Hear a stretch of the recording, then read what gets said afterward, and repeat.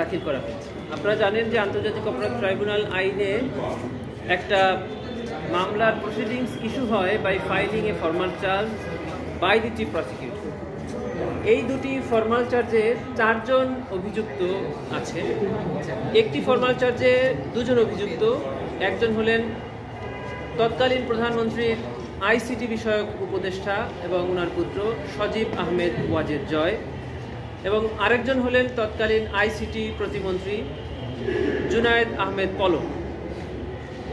তাদের দুজনের বিরুদ্ধে প্রসিকিউশনের পক্ষ থেকে যে অভিযোগটি আনা হয়েছে সেটি হলো 14ই জুলাই 2024 তারিখ ছাত্র জনতার আন্দোলনকে তৎকালীন প্রধানমন্ত্রী যে উস্কানিমূলক বক্তব্য, অর্থাৎ রাজাকারের বাচ্চা বলে, রাজাকারের নাতিপুতি বলে সম্বোধন করেছিলেন, তারই পরপর অর্থাৎ 14 তারিখ দিবাগত রাত 12টার পরে, দ্যাট ইজ 15 তারিখ, তৎকালীন আইসিটি প্রতিমন্ত্রী জুনায়েদ আহমেদ পলক তার ভেরিফাইড ফেসবুকে পরপর 3টি স্ট্যাটাস দেন।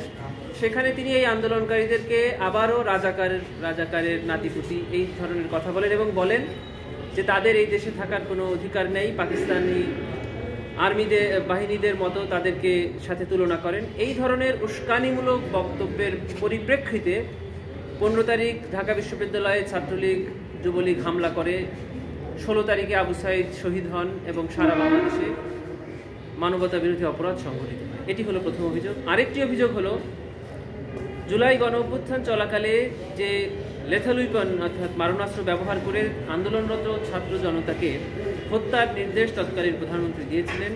সেই হত্যার নির্দেশ কার্যকর করার জন্য সজীব ওয়াজেদ জয়ের পরামর্শে তৎকালীন আইসিটি প্রতিমন্ত্রী জুনায়েদ আহমেদ পলক ইন্টারনেট পরিষেবা প্রথমে স্লো করে দেন, এরপরে সম্পূর্ণরূপে বন্ধ করে হত্যা এবং নির্যাতনের তথ্য আড়াল করে এই হত্যাযজ্ঞ পরিচালনায় সহায়তা এবং সম্পৃক্ততা দেখেছে, এবং যারই প্রেক্ষিতে ঢাকা শহর সহ দেশের বিভিন্ন স্থানে অসংখ্য ছাত্র জনতা নিহত হয়েছে। এই ছিল আমাদের প্রথম ফর্মাল চার্জের অভিযোগ। আরেকটি অভিযোগ ওখানেই ছিল, সেটা হলো যে এই যে হত্যাযজ্ঞ পরিচালিত হয়েছে ইন্টারনেট শাটডাউনের মাধ্যমে, এই হত্যাযজ্ঞ যারা করেছেন ফিল্ডে থেকে তাদের বিরুদ্ধে ওনারা কোনো ব্যবস্থা নেননি এবং এই অপরাধ সংগঠনে কোনো বাধা প্রদান ওনারা করেননি। That is failure to prevent the commission of offence. এই অভিযোগ আনা হয়েছে ওনাদের দুজনের বিরুদ্ধে। আরেকটি ফর্মাল চার্জ আমরা দাখিল করেছিলাম। সেই ফর্মাল চার্জে 2 জন অভিযুক্ত, একজন হলেন তৎকালীন আইনমন্ত্রী জনাব আনিসুল হক সাহেব, আরেকজন হলেন তৎকালীন বেসামরিক বিষয়ক প্রধানমন্ত্রীর উপদেষ্টা জনাব সালমান ফজলুর রহমান সাহেব।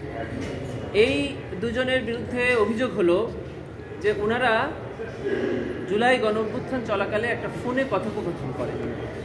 এই কথোপকথনের এক পর্যায়ে ওনারা বলেন যে কারফিউ চলা অবস্থায় এদেরকে, মানে আন্দোলনকারী ছাত্র জনতাদেরকে শেষ করে দিতে হবে।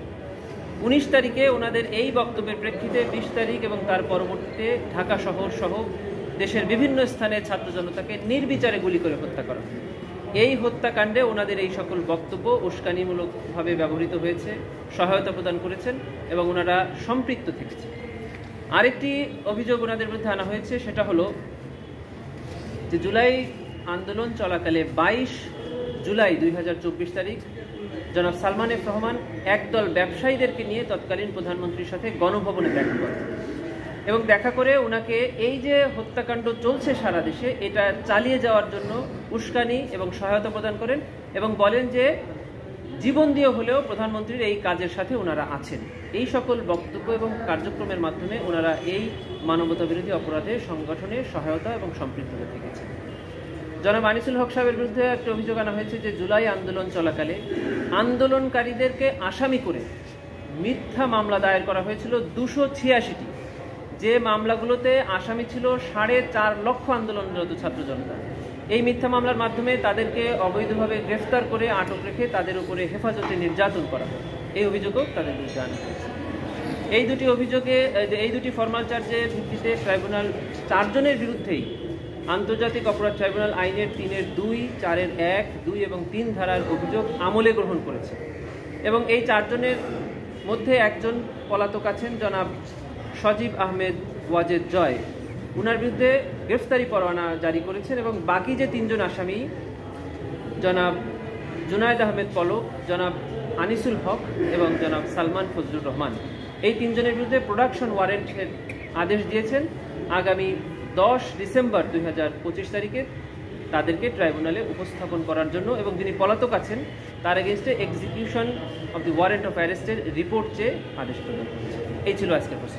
জয়ের সম্পৃক্ততা আপনারা কিভাবে এনেছেন? মানে জয় তো দেশে ছিল না, এটা একটা কথা। দ্বিতীয় কথা, আন্তর্জাতিক অপরাধ ট্রাইব্যুনাল আইনের 3-1 ধারায় পরিষ্কার করে বলা আছে যে বাংলাদেশের নাগরিক বাংলাদেশের থেকে অথবা বাংলাদেশের বাইরে থেকে যদি ক্রাইমস এগেনস্ট হিউম্যানিটি করেন তাহলে তাকে এই ট্রাইব্যুনাল প্রসিকিউট করতে পারে।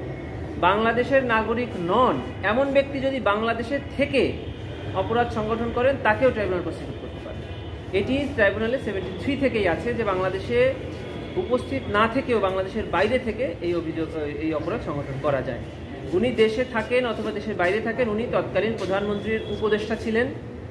এবং আরও দুইটি জিনিস আমরা দেখি, সেটা হলো জনাব সালমান এফ রহমানের সাথে শেখ রেহানার একটি মোবাইল কথোপকথন 5 তারিখে, যেটা তদন্তকারী সংস্থা পেয়েছে। সেখানে দেখা যাচ্ছে যে শেখ রেহানা বলছেন যে আপনি জয়ের কথা শোনেন, জয়ের কথা অনুযায়ী আপনি চলে যান। শুধু তাই নয়, আমরা 5 তারিখে গণভবনে শেখ হাসিনার সাথে যে রিপোর্ট আমরা পেয়েছি, সেখানে পুলিশ এবং আর্মি যখন তাকে পদত্যাগ করতে বলছেন উনি পদত্যাগে রাজি হচ্ছে না, তখন জয়ের সাথে কথা বলে উনি পদত্যাগ করতে রাজি। তার মানে আমরা দেখাতে চাচ্ছি যে প্রধানমন্ত্রীর উপদেষ্টা উনি ছিলেন এবং উনি সকল ক্ষেত্রে সজীব ওয়াজেদ জয়ের উপদেশ গ্রহণ করে এই সকল কার্যক্রম এবং পদক্ষেপ গ্রহণ করতেন। আর যেহেতু আইসিটি উপদেষ্টা এবং আইসিটি প্রতিমন্ত্রী পলক সাহেব ইন্টারনেট শাটডাউন করে অপরাধ সংগঠন করেছেন এবং এই দায় উনাদের দুজনের উপরে একইভাবে বর্তায়। শুধু তাই নয়, তারা দায়িত্বে থাকা অবস্থায় তার সাবঅর্ডিনেটরা যে অপরাধ সংগঠন করেছে তার বিরুদ্ধে কোনো ব্যবস্থা গ্রহণ করেন। এবং আমরা ডকুমেন্টে দেখিয়েছি যে ইন্টারনেট যে শাটডাউন করা হয়েছিল সেটা শুধু মৌখিক আদেশে না, এটা লিখিত আদেশে এবং মোবাইলের SMS এর মাধ্যমে, টেক্সট প্রেরণের মাধ্যমে ইন্টারনেট বন্ধ করার নির্দেশ ওনারা দিয়েছিলেন। এবং উনি পরবর্তীতে এটাকে ভিন্ন খাতে প্রবাহিত করার জন্য ইন্টারনেট বন্ধ হয়নি, ইন্টারনেট বন্ধ করা হয়নি, ইন্টারনেট বন্ধ হয়ে গেছে, এই ধরনের কথা বলে জাতিকে বিভ্রান্ত করেছিলেন। রামপুরায় আপনারা জানেন যে 28 জনকে জুলাই গণঅভ্যুত্থান চলাকালে বিজিবি এবং পুলিশ এবং র্যাব কর্তৃক যে হত্যাকাণ্ড চালানো হয়েছিল তার জন্য 4 জন আসামির বিরুদ্ধে আজকে চার্জ হিয়ারিংয়ের ডেট ছিল।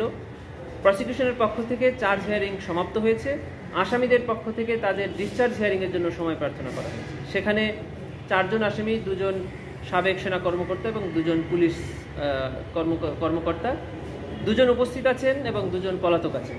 তাদের চার্জ গ্রহণ আজকে শেষ হয়েছে, সামনে আসামি পক্ষের চার্জ গ্রহণ। আমরা তাদের বিরুদ্ধে 5টি অভিযোগে ফরমাল চার্জ দিয়েছি, ট্রাইব্যুনাল বিবেচনা করবেন।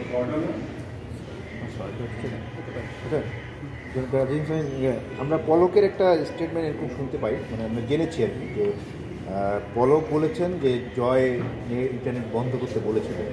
এটার বিষয়ে বলবেন? হ্যাঁ, এটা তো আমরা আমাদের ফরমাল চার্জে আমরা এনেছি যে আইসিটি উপদেষ্টা এবং আইসিটি প্রতিমন্ত্রীর যৌথ পরামর্শ, পরিকল্পনা এবং ষড়যন্ত্রে পরিকল্পিতভাবে ইন্টারনেট সেবা প্রথমে কমিয়ে দেওয়া হয়, পরবর্তীতে সম্পূর্ণরূপে বন্ধ করে দেওয়া হয়। উদ্দেশ্যটা ছিল এই যে জুলাই গণঅভ্যুত্থানে যে মানবতা বিরোধী অপরাধ সংগঠন হচ্ছে সেটা দেশে এবং আন্তর্জাতিকভাবে এই তথ্যকে আড়াল করা এবং এই অপরাধ সংগঠন চালিয়ে যাওয়ার জন্য উস্কানি এবং প্ররোচনা দেওয়া।